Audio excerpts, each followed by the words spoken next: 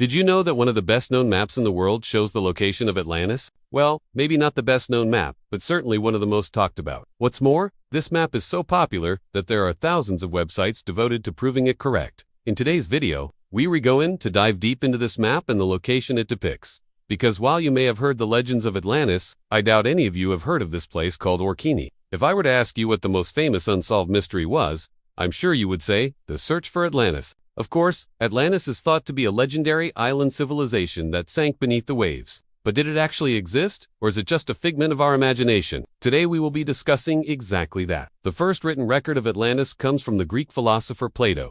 In his text, he describes a powerful naval empire situated in the Atlantic Ocean, an empire so powerful it nearly conquered Athens, but was ultimately brought down by its own hubris. Since then, people have been trying to figure out exactly where it could have been. There are many places that have been suggested, from the island of Santorini to the coast of North Africa. However, in recent years, a new contender has come onto the scene. According to this map, which is entitled A True Description of the Island of Atlantis, the island wasn't situated in the Atlantic at all, but rather in the Arctic Circle. On this map, we can see the familiar Nordic countries of Sweden, Finland, and Norway, as well as the equally familiar Svalbard Islands. Between them, though, is a large island with the name Atlantis stamped right in the middle of it. This map was drawn by an Icelandic monk named Odds, who lived from 1190 to 1270 to AD.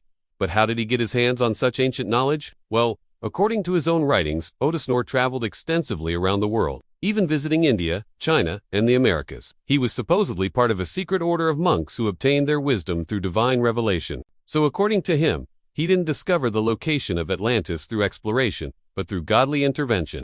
That being said, Odenthorpe was not the first to propose this theory. More than 600 years before Odenthorpe's map was made, a writer named Pytheas wrote about the northern location of Atlantis. Pytheas was a Greek philosopher, and his work is considered to be the first known account of the island outside of Plato's writings. Unfortunately, very little of Pytheas's work has survived, and what has survived is often contradictory. He describes Atlantis as being both in the Atlantic Ocean and near the Pillars of Hercules, which could either refer to the Strait of Gibraltar or the Scandinavian Strait between Denmark and Sweden. So how does a thin spares map clear up this contradiction? Well, if we follow Pytheas's description of Atlantis being near the Pillars of Hercules, we arrive at this exact spot in the Arctic Circle. While Odenthorpe believed Atlantis to be located here, modern historians generally consider his map to be a forgery. This is primarily because Odenthorpe was known to be a bit of a fantasist. In many of the places he described visiting simply do not match up with what we know about geography in the 13th century. Furthermore, his descriptions of the Northern Isles seem to be wildly inaccurate. For example, he wrote that the island of Greenlandia was inhabited by Christians, when in fact it was inhabited by the Inuit.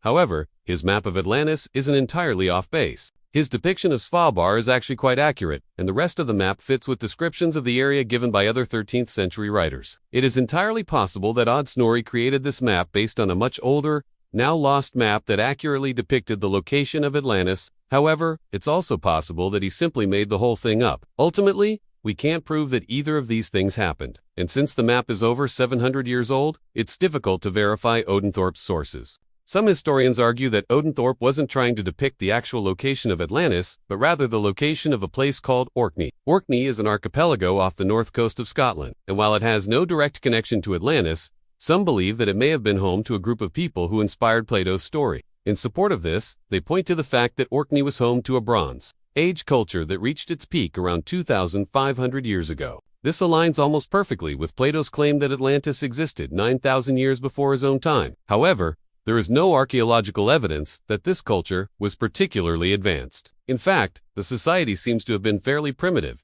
relying on fishing and raiding for food. There is also no evidence that they had a navy or that they ever attempted to conquer Athens. Another issue with the Orkney theory is that Plato was very adamant that Atlantis was an island, but modern geographers are hard-pressed to call the Orkney Islands an island, considering that they are connected to the Scottish mainland by a land bridge. As you can see, there are several possible locations for Atlantis within the Orkney Islands. Some argue that all of these islands should be considered one big island, while others argue that each individual island should be considered separately. Either way, there is no doubt that there are many islands here, which makes this theory particularly difficult to disprove. Ultimately, though, the Orkney theory doesn't hold up because there is simply too much discrepancy between Plato's description of Atlantis and the history of Orkney. To be fair, neither does any other theory. Plato gave us very specific details about Atlantis. It was 9 miles wide, 9 miles long, and surrounded by a wall made of red sandstone. Furthermore, Plato claimed that it was rich in precious metals, like gold, silver, and copper. Many people have argued that this description matches the island of Santorini, but there are a few issues with this theory.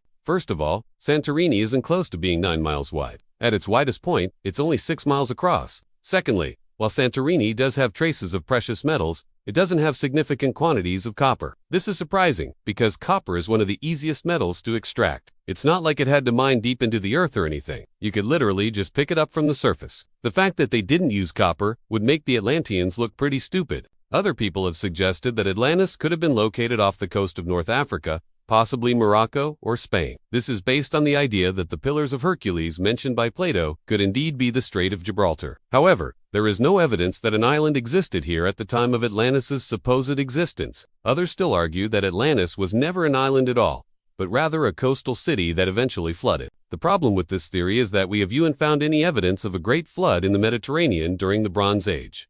So, as you can see, none of these theories are without their problems. The same, however, cannot be said of the Arctic Circle. The Arctic Circle isn't too far north for an advanced civilization to have existed. Even during the Bronze Age, humans were living in Greenland. Furthermore, we know that there were large amounts of precious metals in this region.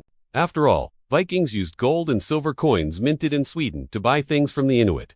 It's possible that the Atlanteans traded with the Inuit and the Vikings, and that's where their wealth came from. Finally, there are geological records of a massive earthquake and tsunami occurring in the Arctic Circle during the Bronze Age. It is possible that this event destroyed Atlantean civilization and caused their island to sink beneath the waves. So as you can see, this theory has a lot going for it. None of the other theories can explain why Atlantis was so wealthy or why it was destroyed by a sudden natural disaster. Now, I personally tend to lean towards the Atlantis was a real place theory. After all, Plato wouldn't have gotten the idea of an advanced civilization falling into the sea from nothing. But what do you think? Let me know your thoughts in the comments below. Also, please give this video a thumbs up if you liked it, and subscribe if you haven't already. Thank you so much for watching. Have a great day.